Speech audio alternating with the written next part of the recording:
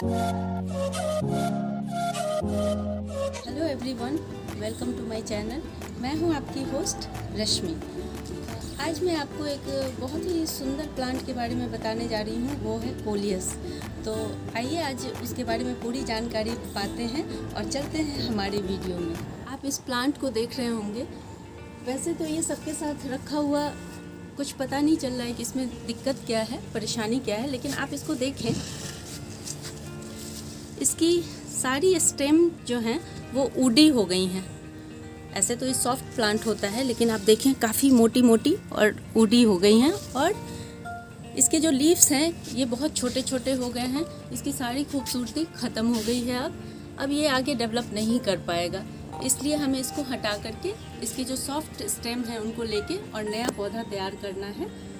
और इन सब को मैं हटा दूंगी। मैं इसको आपके सामने ही हटा देती हूँ ताकि आप लोगों को लगे कि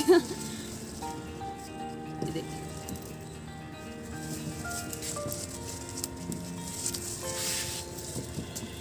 ये सब मेरे कंपोस्ट बीन में चला जाएगा।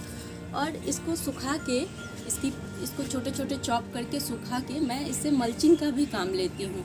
आगे मैं कभी आपको मल्चिंग के बारे में भी बताऊंगी कि कैसे मल्च करके हम मॉइस्चर को रिटेन कर सकते हैं। और इस तरह के प्लांट के लिए मल्चिंग बेहद ज़रूरी है, चाहे वो ठंड हो या गर्मी हो, क्योंकि बार बार पानी देने से इसकी रूट्स ख़राब हो जाती हैं। और अगर हम इसमें मल्च करके रखते हैं तो मॉइस्चर रिटेन रहता है और बहुत अच्छे से चलते हैं ये प्लांट। कोलियस के बारे में कहते हैं, कुछ लोग कहते हैं कि ये सर्दियों का प्लांट है, कुछ लोग कहते हैं ये गर्मियों का प्लांट है, गर्मी में सर्वाइव नहीं कर पाता है। लेकिन मैंने जो एक्सपीरियंस किया है इतने दिनों में, ये मेरे यहाँ हमेशा रहता है। सर्दी गर्मी बरसात हर टाइम रहता है।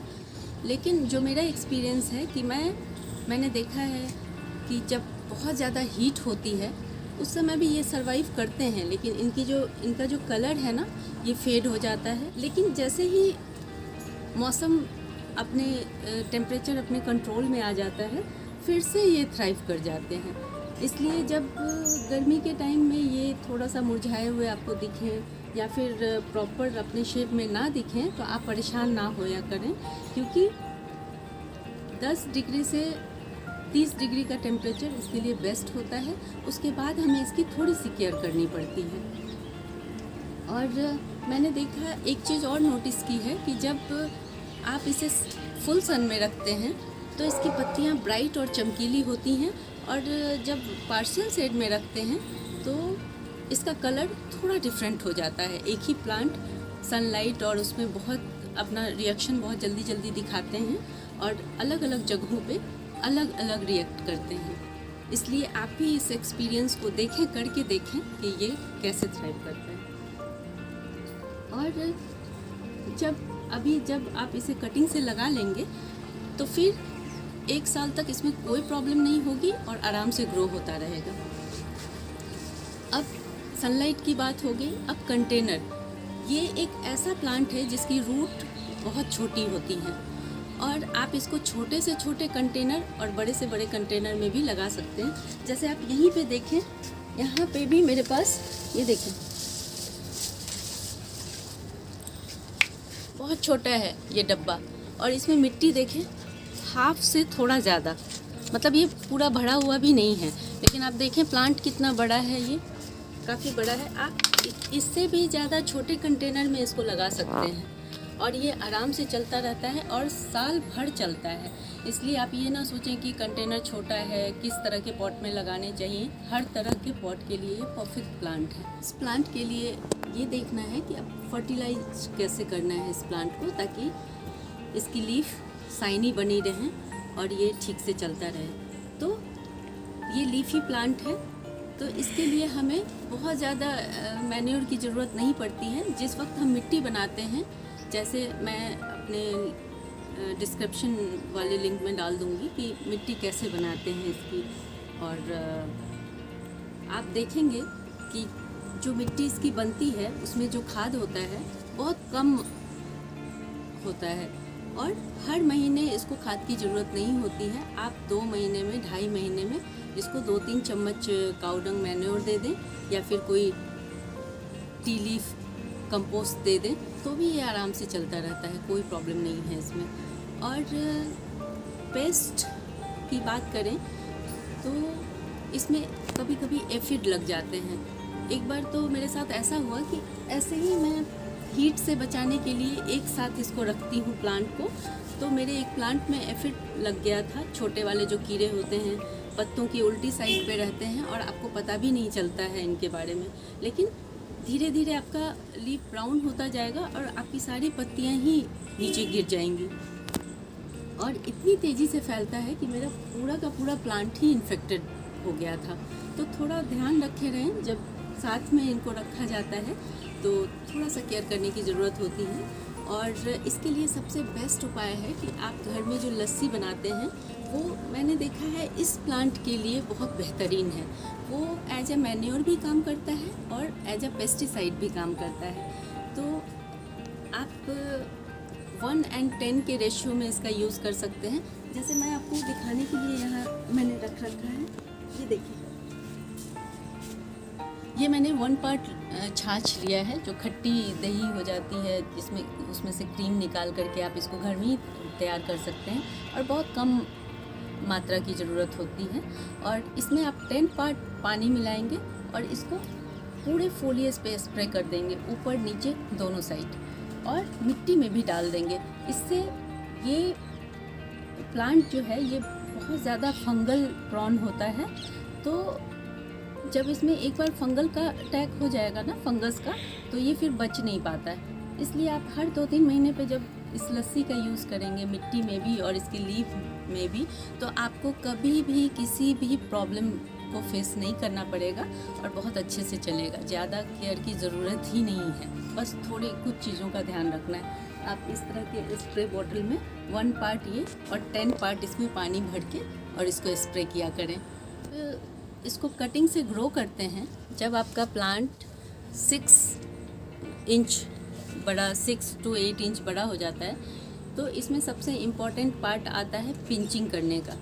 इस कोलियस के प्लांट को प्रूनिंग की ज़रूरत नहीं होती। अगर आप इसको प्रून कर देते हैं, जैसे ये लेगी हो गया, मैंने इसे प्रून कर दिया, तो ये अच्छे से नहीं चलते हैं। जो भी लीव्स आएंगे आड़े तिरछे आएंगे, छोटी छोटी लीव्स आएंगी, तो प्रून नहीं करना है और इसको पिंच करना है। थोड़ा जैसे ही बड़ा होता जाए इसकी पिंचिंग करनी है। पिंचिंग कैसे करनी है? इस तरह से ऊपर के जो ये छोटे छोटे 2 लीफ आपको दिख रहे हैं, इसको उंगली की मदद से ही, काफ़ी सॉफ्ट होता है, इसको पिंच कर देना है, तो ये आपका बुशी हो जाएगा।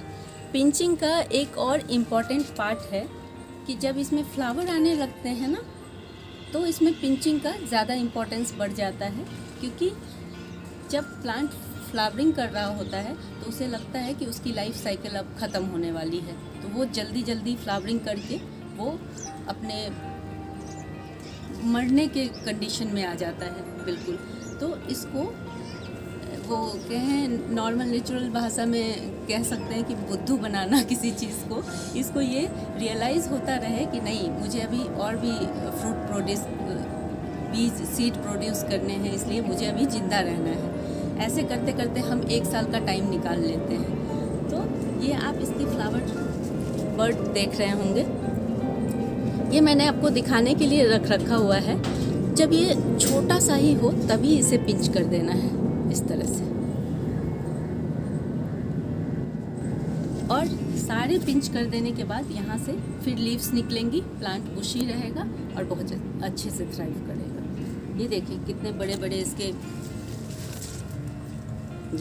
ये सारे इसके फ्लावर टिप्स जो है ना, सबको हटा देना है। हालांकि मैं आपको दिखाने के लिए ये सब कर रही हूँ, मुझे इस प्लांट की ज़रूरत नहीं है, मैं इन सबको हटाने वाली हूँ। और मैंने इसकी कटिंग 1 महीने पहले ही तैयार करके रखी हुई है, मैं उसकी खूबसूरती आपको दिखाती हूँ। ये आपने ये एक लेगी प्लांट देख लिया, अब ये ज़्यादा दिन तक नहीं टिक पाएगा, इसलिए मुझे इसे हटाना ही पड़ेगा।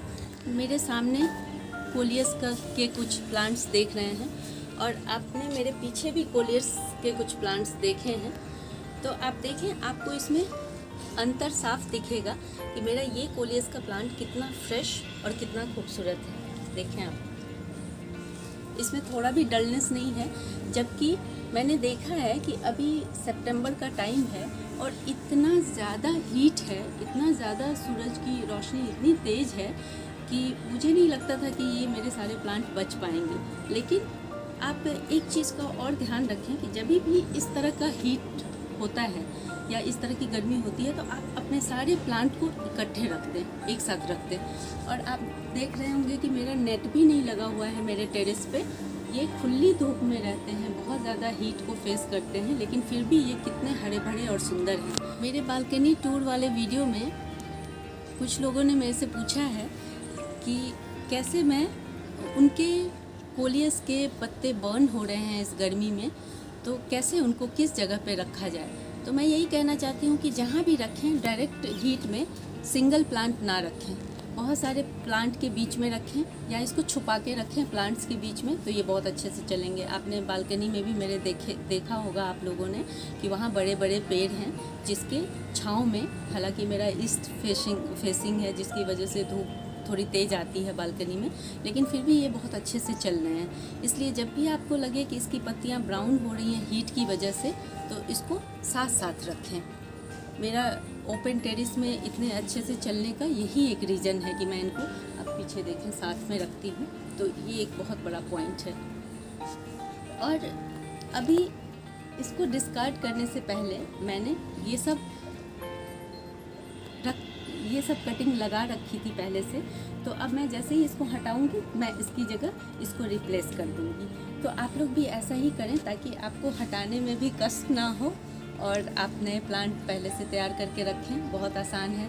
मैंने कटिंग्स वाले वीडियो में भी, वो भी मैं लिंक में डाल दूंगी, उसमें भी मैं कोलियस के बारे में मैं बता चुकी हूँ कि इसको कटिंग से पानी में और पॉट में कैसे लगाना है। तो आप उस लिंक को देख करके आप भी इस तरह से, जब भी आप कोलियस के इस तरह से प्लांट हटाएं तो उसके 1 महीने पहले से आप ये तैयारी करके रख लें। और देखिए कितना फास्ट ग्रो किया है ये सब प्लांट, बहुत फास्ट ग्रो किए हैं, क्योंकि अभी 1 से 1.5 महीने पहले ही मैंने इसको कटिंग से लगाया है और पिंच कर करके मैंने इसे इतना बुशी कर दिया है। मेरा एक गुलाब का प्लांट आप देख रहे होंगे, हालांकि ये इसका सीज़न नहीं है, लेकिन पता नहीं इतनी धूप में फ्लावरिंग कैसे कर गया मुझे नहीं मालूम। ये 2 फ्लावर बहुत सुंदर थे, लेकिन ये सूख चुके हैं और ये 2 अभी है। और आप देखें कि मैंने इसके इस पॉट में ये कोलियस लगा रखा था, ये वाला कोलियस, और जस्ट मैंने एक छोटा सा इसकी कटिंग लगाई थी अभी से 1 साल पहले।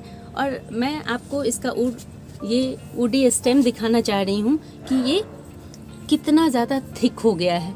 और इसको दिखाने का मकसद बस एक ही है कि मैं देखना चाह रही थी कि अगर मैं इसकी प्रूनिंग कर देती हूँ तो ये कैसा दिखता है। ये बहुत बुशी और बहुत खूबसूरत प्लांट था, लेकिन प्रूनिंग करने का इम्पैक्ट इस पर बिल्कुल अच्छा नहीं आता है। आप लोगों को अभी ये फ्लावर अलमांडा का फ्लावर है ये, और मैं अपने गार्डन वाले टूर में, ये बहुत छोटा था उस टाइम, मैंने आपको ये दिखाया था।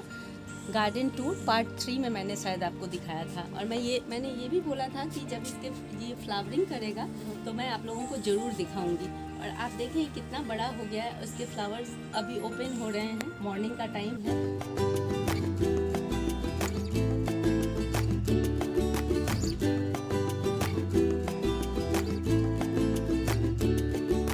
मेरी ये वीडियो पसंद आती है तो प्लीज़ इसे लाइक, शेयर एंड सब्सक्राइब करना ना भूलें। बेल बटन को ज़रूर दबाएं ताकि मेरी हर वीडियो आप तक पहुंच सके। Leave nature, love nature. Thank you.